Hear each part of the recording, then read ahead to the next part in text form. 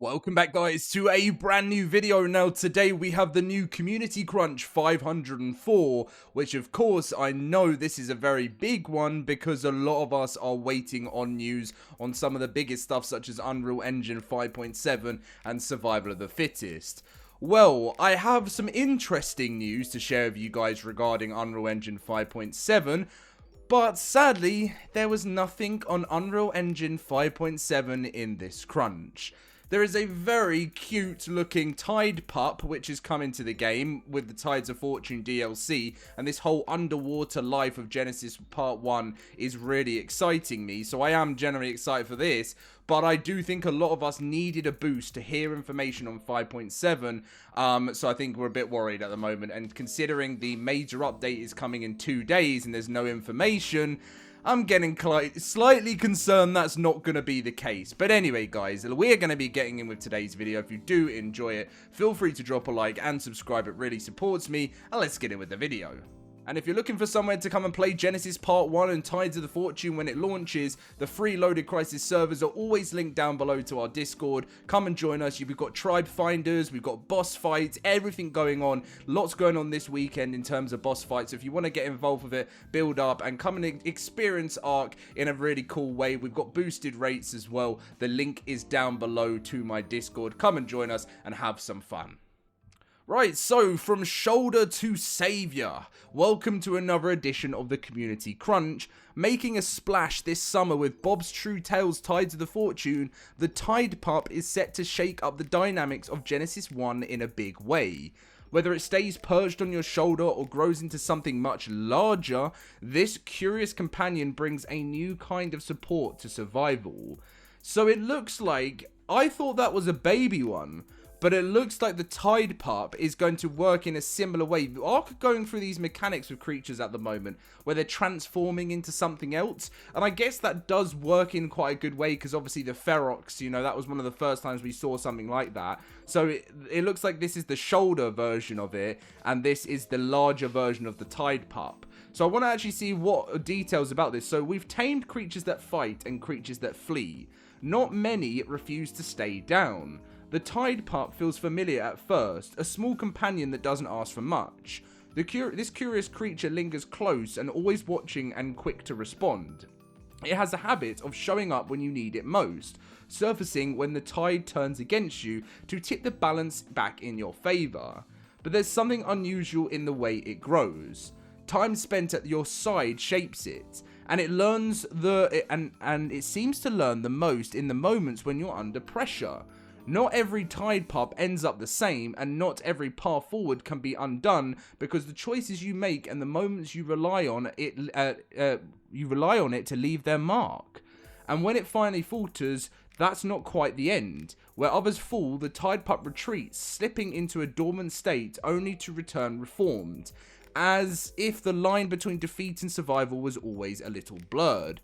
Raise it well and you shape what it becomes. Push it too far and it might set it back. Either way, this is one companion that's always evolving. Wow, so they're going for different mechanics here. So what we've heard about with Dragantopia, which is coming in December, is dragons are going to be the taming of dragons is going to be based on loyalty and trust. And it looks like we're going to actually shape how the Tidepup is feeling towards it. So it looks like they're kind of doing some testing, obviously not with a dragon, but a new way of having a companion with the Tidepup. I like the sound of this. Right, let's go and watch the cross-platform spotlight of April 20th to April 24th, 2026.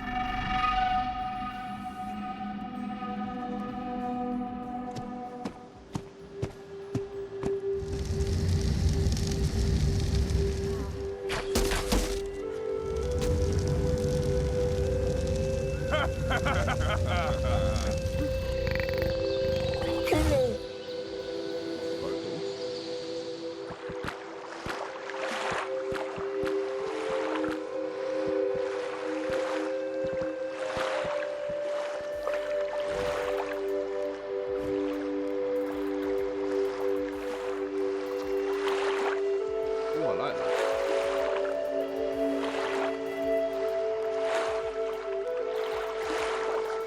Why?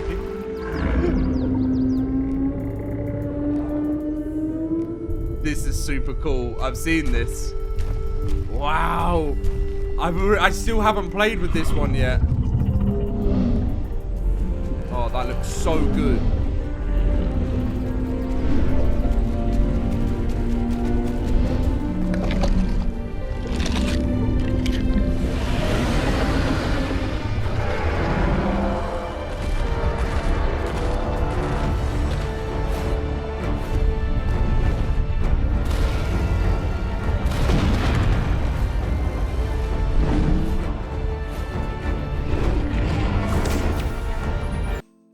I'm sorry, but so I watched Rasclark do a video on this.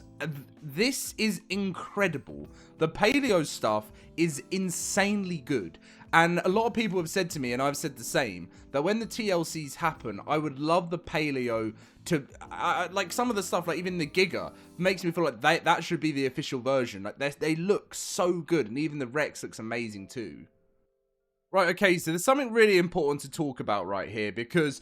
Right, so there's an issue with transfers, and apparently it's been resolved, but they said there's the structured decay update. They're going to be re-enabling structured decay timers on Monday.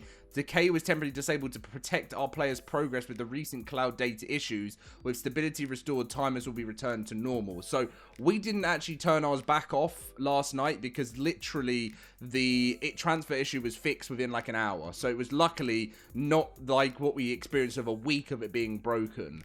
But as we were talking about, there is a major version update coming on the 27th of April, which is Monday.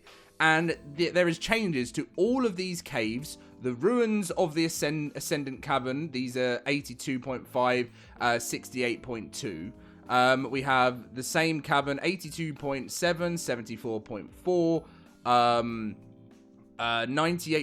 76.9, 57.2, 28.3, 39.1, 20.6, and 3 and 30.3. So these caves are changing with the major version update, which a lot of us were hoping was going to be Unreal Engine 5.7.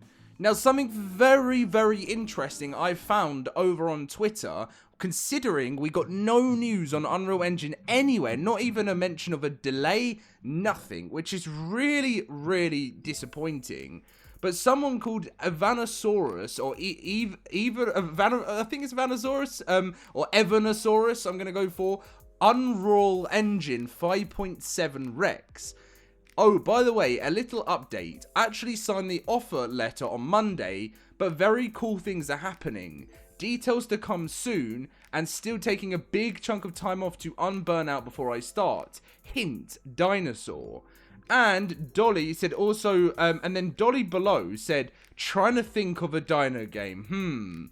So it looks like Studio Wildcard have hired this guy for, that's what I'm thinking.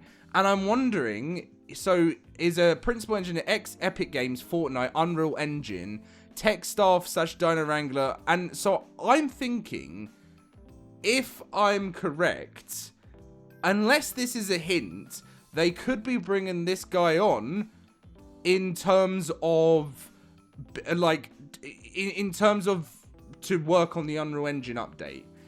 Now, the only thing that worries me with that is that means that the Unreal Engine update clearly maybe something's going wrong and they've needed someone to come out and help them. I don't know. But either way, this is seriously good news for ARK. Getting someone on board of the team. I don't ever see that many people get hired that much by Studio Wildcard. But someone that is ex-Epic Games, Fortnite, Unreal Engine, knows the game. I'm very excited about this. I'm hoping this is what it's going to be. But, of course, there's still something in my mind saying, well, this is the last chance it can come in April with the major version update. What else makes... Because these cave changes aren't that major. So what is making this a major version? Anyway, if I were to be honest, I would think maybe it's delayed and there's going to be a while. But I would just say keep your eyes out. I would be very surprised if Wildcard would release Unreal Engine 5.7 without any kind of like news beforehand. And because last time they gave us time to prepare, they give modders time to prepare. So I don't really know. But it's really gutting at the moment. Just especially when I saw the news come out last night and I didn't see Unreal Engine. I was like, I'm going to bed. So there looks like there's a community-run event going on. And it looks like, so ARK Platz is a German-speaking 14-day streaming event. And it says it's featuring PvE, PvP arenas, custom NPCs, a peace zone for newer players, and a light storyline leading up to the Overseer. The event runs from Sunday the 26th of April until May 9th. Oh, I feel like I might have something to watch. I might have something. The only problem is like I can't speak German, but this sounds like a really, really cool event. I love community events because, and especially when there's a bit of a story to it. I love all that kind of roleplay stuff. It's really, really cool. Clips and videos. Take a look at this medieval tavern. Wow. Well, I'm currently, by the way, don't be too shocked, guys, but I've just started watching Game of Thrones. When I was like, about 10 years ago, 10, 11 years ago, I got up to season 5. Most savage series I've ever watched in my life, but it's been so long, so I started again from the beginning, and I've just become so hooked on it. I can't stop watching it, and I love all these medieval stuff. I want to build a base with this now. I love the look. I also love the tutorials. Yes, it's a tutorial. Then we have Click Tock Clock, how to tame the Evo Bronto. And then we have some really awesome fan art of the Burrow Buck, which obviously isn't in the game just yet, but will be in the future with the fantastic tames. Some other really cool stuff, some photo mode, all of that. I love that as well. I put one up on Twitter the other day and of an acro, and I was hoping there was a chance it would get in the crunch, but sadly they didn't like us. I saw Dolly like it, and I thought, you know, they didn't want us to go in there. But anyway, I'm interested to see what these comments are. So it's the mud puppy from the thing we don't discuss and repurpose as a different creature. That's actually really clever, wildcard. I'll give you that credit indeed. So if they don't know what you're talking about, there was a mud puppy which was in ARK Survival Evolved Aquatica DLC. So apparently people aren't happy about that. Yeah, I had a worry about reading these comments today. No updates on the missing cosmetics. Evo Bronto is great, but do you know what isn't great? The fact you're pushing out content and fixing your game. Yeah, I mean, what happened to Survival of the Fittest? Really, wildcard. Well, yeah, I think the problem is, right, yeah, lots of people saying they're going to say the same thing about the mud puppy. The problem is, I've said it in every single video. Whenever there's every community crunch at the moment has been on a paid creature. Now, as much as they are cool, if Wildcard want to do these announcements and stuff, if the major part of the community are really waiting on the free content, the updates that are going to potentially help the game perform better, that is what the core community wants. If you gave information and like kept people up to date on what was going on better, then and you know, even if it was delayed, people kind of know what's going on. So they've told us it's coming in April. So if it comes on Monday, fair enough. But if it doesn't, everyone's kind of left out into what on earth is going on, and then you're releasing information on paid creatures, which people wouldn't mind if they also had information on what's going on with the stuff that they seriously care about. And I think, to be honest, sometimes the way I'm always honest with my thoughts and feelings on the game. And I just think, like, the way things are done with their announcements just could be done so much better. And again, this may be Snail Games pushing this all out, you know, keeping away information. But they need to get better with these silly, silly timelines. I mean, Q1 for Survival of the Fittest, and obviously there's not even been there's not even been a trailer. There's been nothing. And you know, we have to wait for things. You know, waiting for things. I don't want something to come and be terrible. I want it to be the perfect, you know, in perfect condition, which I don't know if that's actually possible for ARK. But what I just keep people updated. Hey, Unreal Engine, we don't think it's going to be here. We're running into issues. We've hired someone to help. Just give people the news they need to know, so then they're not sitting around complaining. But anyway, that's my thoughts. I don't run the company, but I just thought it would be better if maybe they were a bit better with the communication. Anyway, looking forward to seeing this in game when it launches with Tides of the Fortune. Thank you very much for watching. I'll catch you in the next one.